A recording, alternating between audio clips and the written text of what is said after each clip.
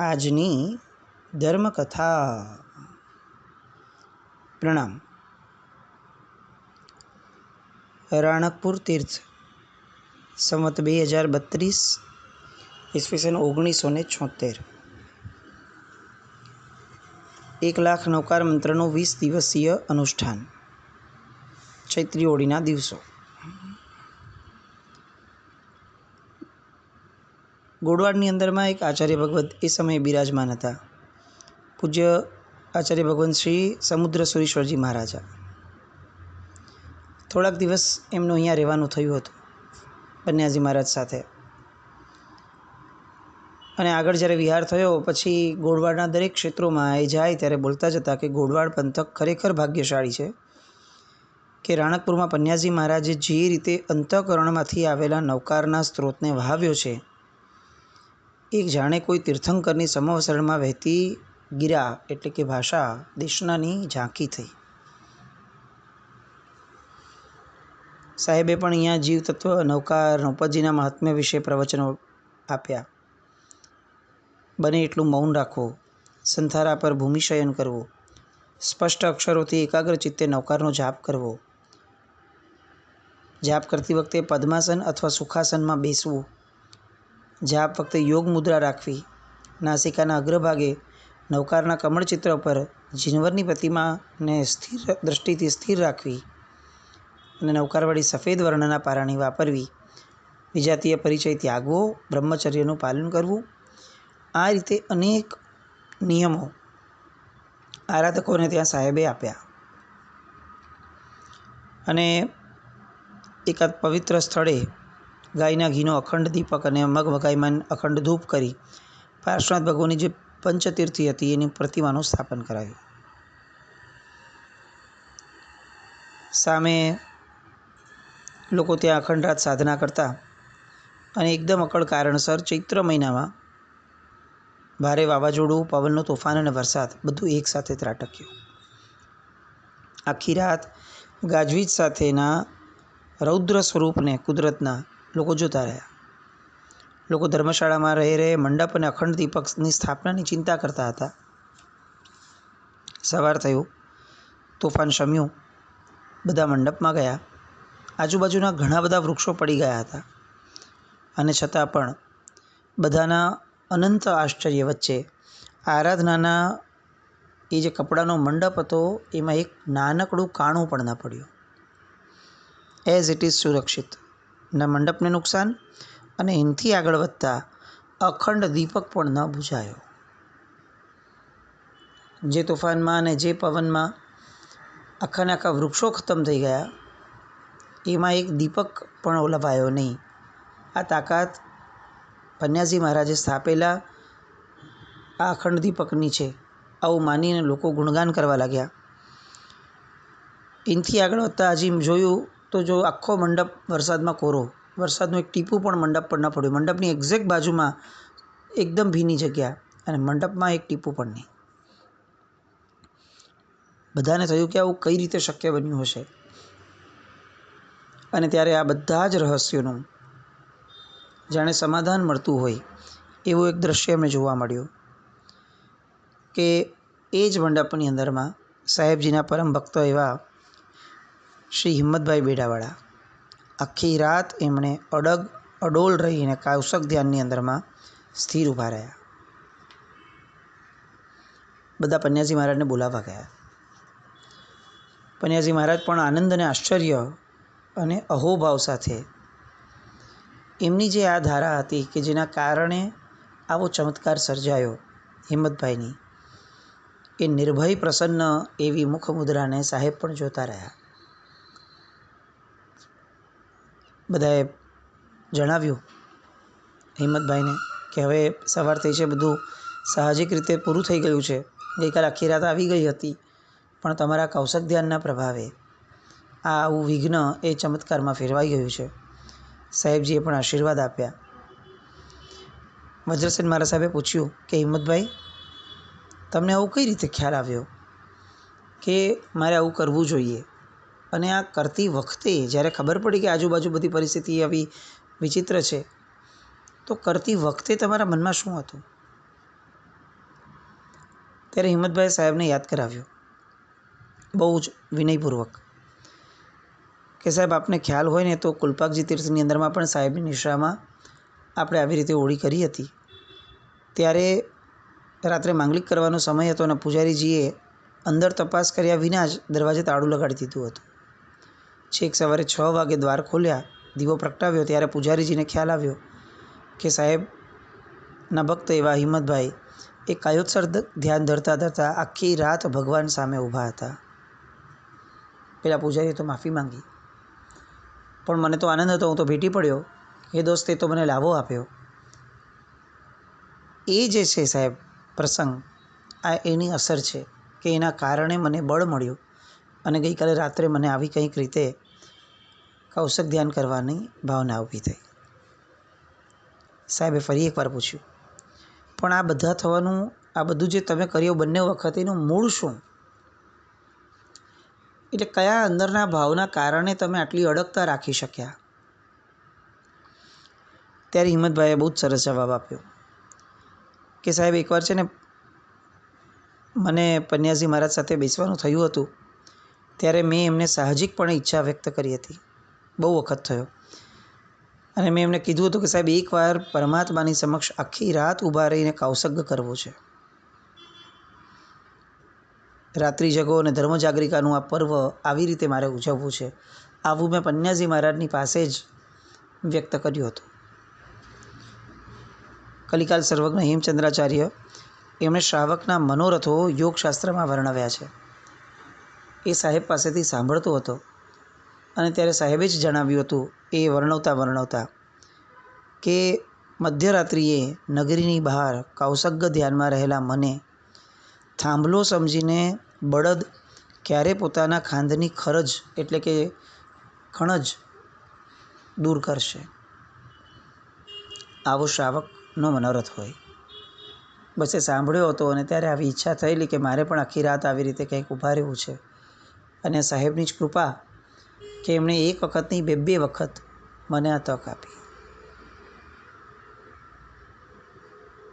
શું આ શ્રાવકો તૈયાર થયા હશે સાહેબજીની નિશ્રામાં?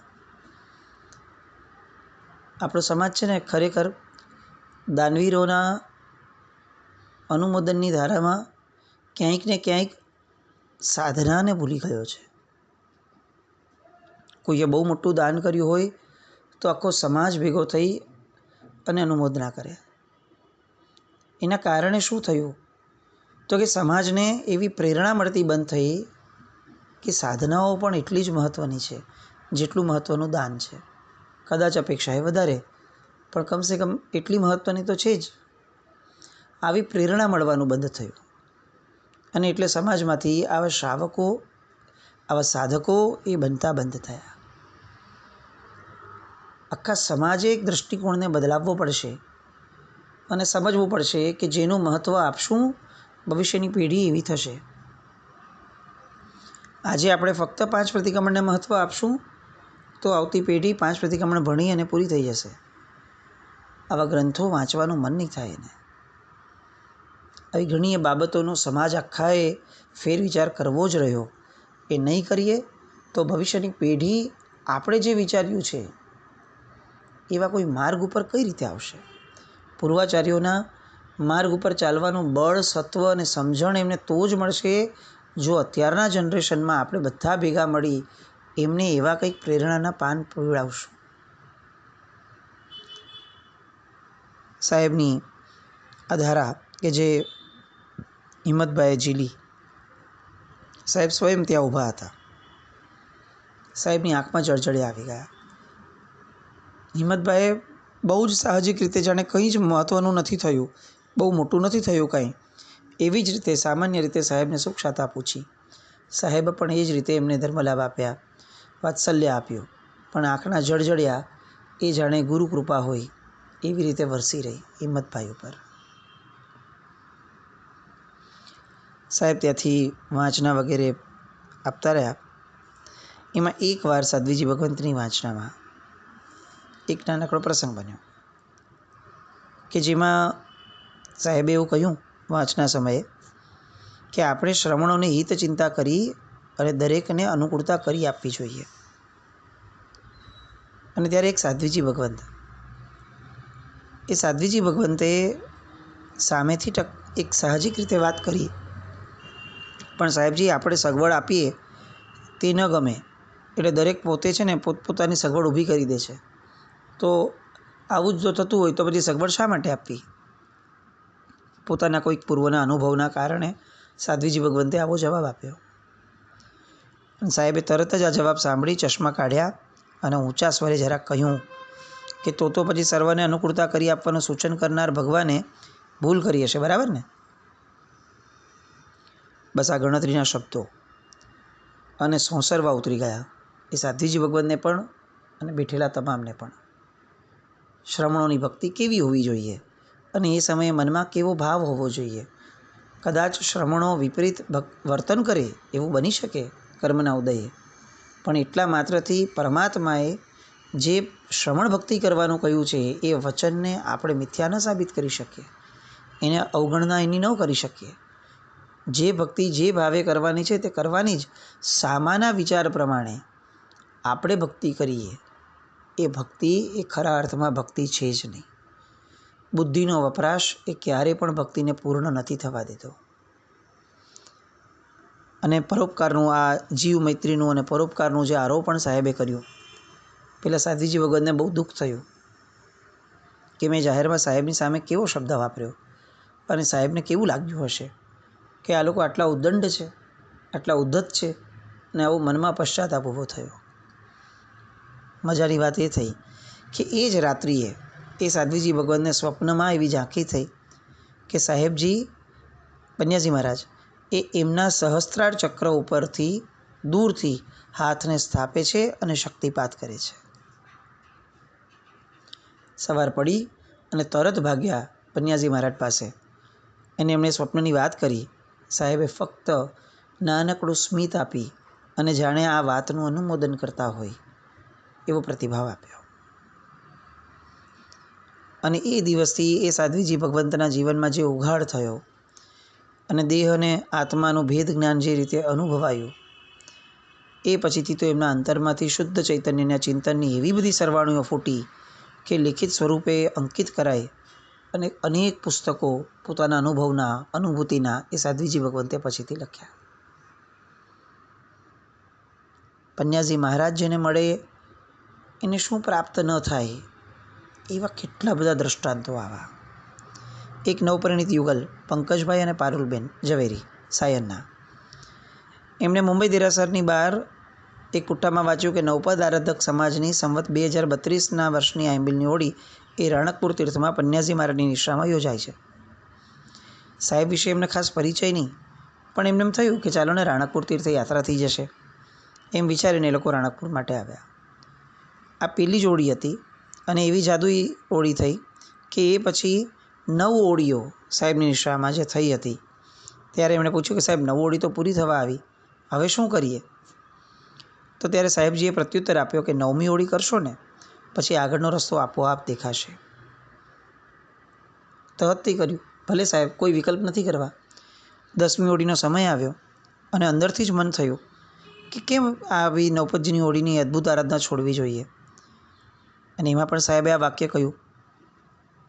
એ પછી એ બંને જણા પોતાના જીવનની અંદરમાં 80 ઓળી એમણે પૂર્ણ કરી. અને જ્યાં જ્યાં અને જેટલી વખત સાહેબ મળ્યા, સાહેબનો યોગ હોય એ સમયે ત્યાં સાહેબ આગળ જઈને ઓળી કરતા હતા. જે યુગલ 9મી જ ઓળી પછીથી પારણું કરીને પૂરું કરવાના હતા, એ 80 ઓળી સુધી પહોંચ્યા પન્યાજી મહારાજના એક જ વાક્યમાં.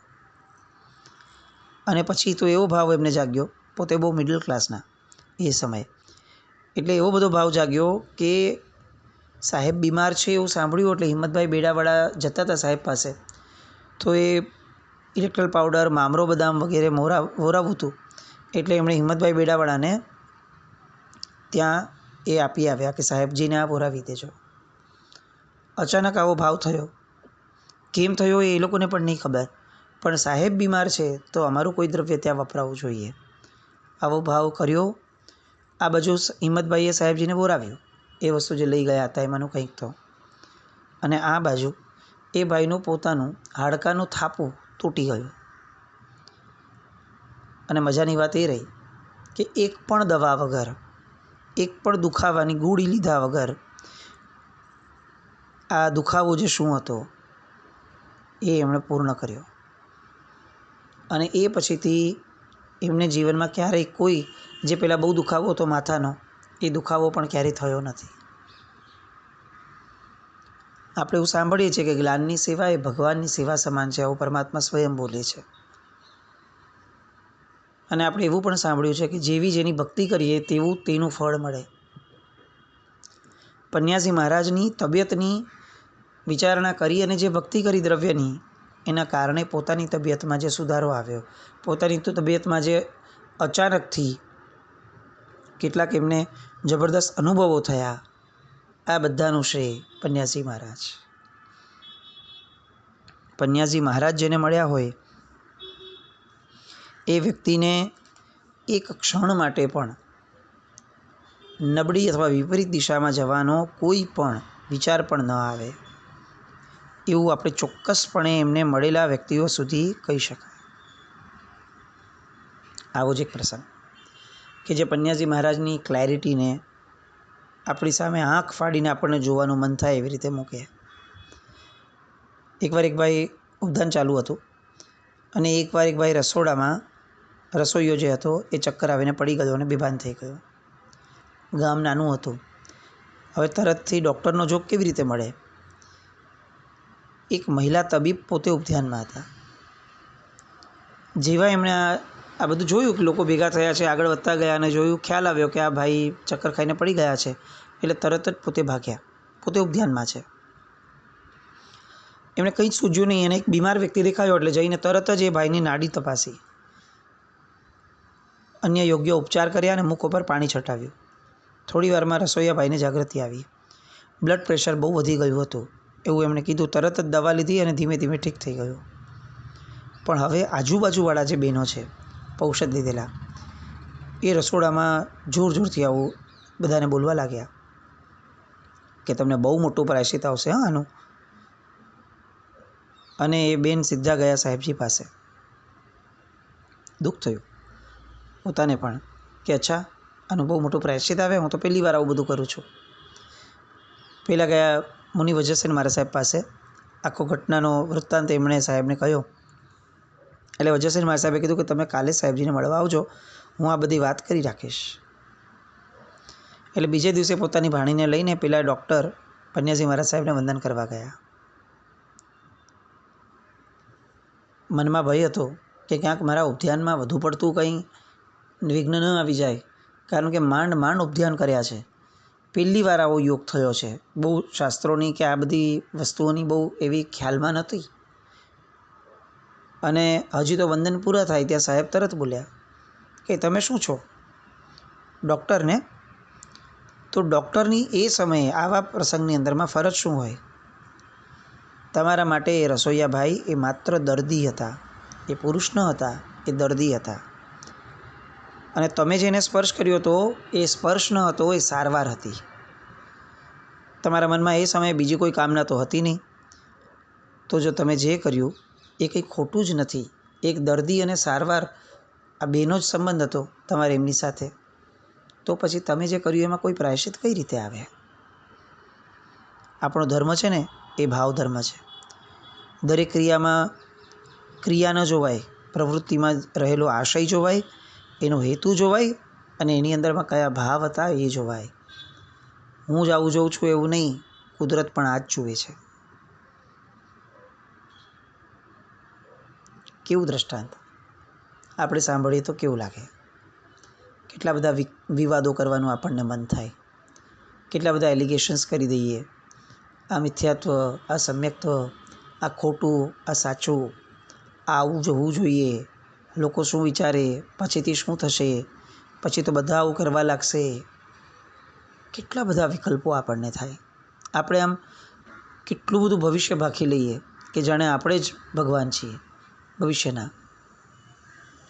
અને પન્યાસી મહારાજે કેટલો બધો એક્સ્ટ્રીમ વર્તમાનનો પર્યાય જોયો. એક સ્ત્રી અને પુરુષના સ્પર્શની વચ્ચે પણ બીજા કેટલાક પર્યાયો હોઈ શકે. આ ગીતાર્થતા એ પન્યાસી મહારાજની.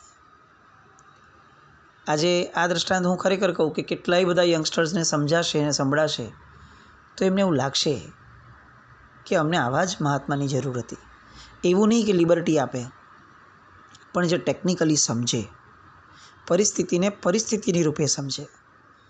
દરેક વસ્તુમાં એક જ ગાણું નહીં,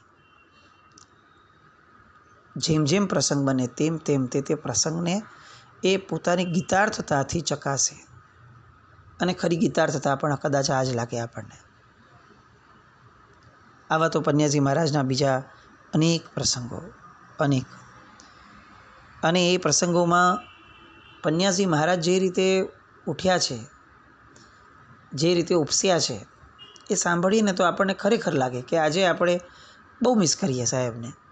આવી ગીતાર્થતા, આવી વિચક્ષણતા, આવી વિલક્ષણતા, આવી રીતે વિચારણા કરવાની પણ એમને અંદરથી એક ધારા. હજી આવી ધારાની અંદરમાં બીજી એક કિશોરી રાજકોટની, અને એને ઉદ્યાનમાં સાહેબની સામે એકદમ બળવત્તર રીતે થઈ અને એક ધમકી આપતી હોય એ રીતે વાત કરી, અને સાહેબજી એને જે પ્રતિભાવ આપ્યો. આ બધી વાતો આવતીકાલ પર રાખીએ. જીનાજ્ઞાવૃત્ત કંઈ પણ બોલાય તો મિચ્છામિ દુક્કડમ. જૈનમ જયતિ શાસનમ.